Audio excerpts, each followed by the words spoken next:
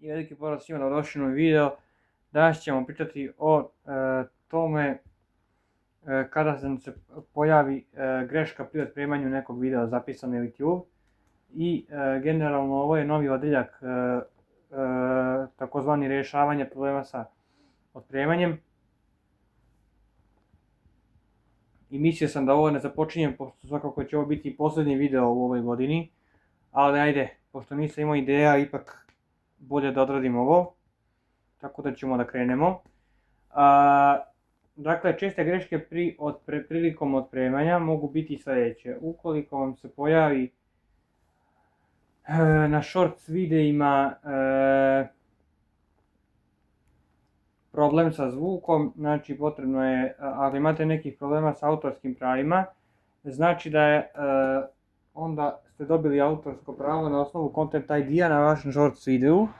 To je na primjer ukoliko ste iskoristili u videu neku pesmu koja nije, za koje je potpisano autorsko pravo i autor te pesme nije dozvolio da se ona koristi u neke druge svrhe. YouTube potpisuje ugovore sa izdavačima i muzičarima za korištenje njihovih pesama u videima i na osnovu toga se određuje koja će se sadržaj muzike moći koristiti, a koji ne. Ovo možete otkloniti tako što ćete otići u YouTube audio zbirku na YouTube studiju i jednostavno ili isključiti taj zvuk ili zameniti pesmu. Ukoliko vidite da je na nekoj drugoj pesmi postoji zeleni omot albuma i piše na njemu YouTube, onda to znači da je pesma dozvoljena. Ukoliko to ne vidite, morat ćete da potražite prava od autora za korištenje te pesme. Također, ukoliko želite više da saznate o tome, potražite YouTube Audio Library zbog toga što na engleskom pružaju više informacija. Što se tiče ostalih problema, može da se desi da, na primjer, file nije podržan. Ukoliko vam se ta poruka pojavi, potrebno je da provjerite da li je vaš file tačno ispravan. Na YouTube-u se uglavnom mogu otpremiti fajlovi MP4 datoteke, kao video zapisi. Ne mogu da se otpreme, znači AAC, MP3, WAV, MIDI, M4A, CARM i ostali fajlovi koji su fajlovi za audio. Mogu fajlovi za video kao što su MP4 i sve što spada u video fajlove.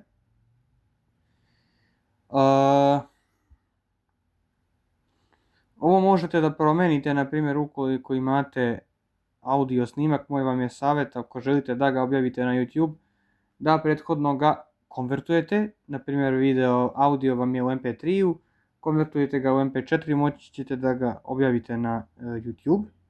Sva sreća pa je danas široko dostupno konvertovanje pomoću veštačke inteligencije, pa se možete lakše snaći. Meni to dosta služi, moram priznati. Što se tiče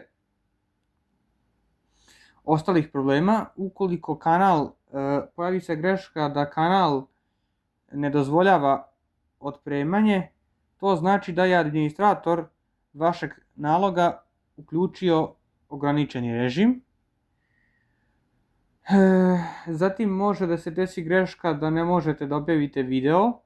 To je u slučaju da je obrada prekinuta. Razlog tome može da bude sljedeći. Ili vam pregledač nije dobar i mora da se ažurira. Znači Google Chrome, Firefox 4 ili nova VIA verzija, Microsoft Edge ili neki drugi domen koji koristi YouTube. Također može da se desi da je vašem kanalu izreknuta opomena zbog kršenja smjernice zajednice. Kada se to desi ne možete da objavljujete videe na YouTube. Može da se desi i da vam se pojavi greška otpremanje nije moguće jer je ograničeno. Pokušajte ponovo nakon 24 sata. To je zato što YouTube ograničava broj otpremanja. Sad ne znam koliko je njihovo ograničenje jer ja nisam imao tu situaciju. Jer ja sam neko ko nije znao da snima duže vreme, pa sam znao da objavim u danu je oko 20 videa na svoje kanale.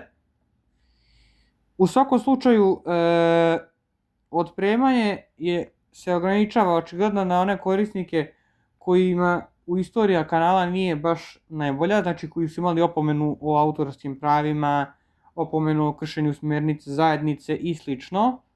U takvoj situaciji možete da nastavite otpremanje nakon 24 sata. Također može da se desi i greška da je vaš fajl za otpremanje previše mali. To znači da vaš fajl je jako mali i ne može da stane da se otpremi na YouTube. Da biste otpremili fajl potrebno da ima 0,2 KB pa na više. Tako da, eto, to je to. Ja se nadam da ste uživali u ovom klipu. Ako jeste, lajkujte video i subscribeujte se na kanal. A mi se vidimo u nekom od narednih klipova. Do tada veliki pozdrav i naravno, ćao!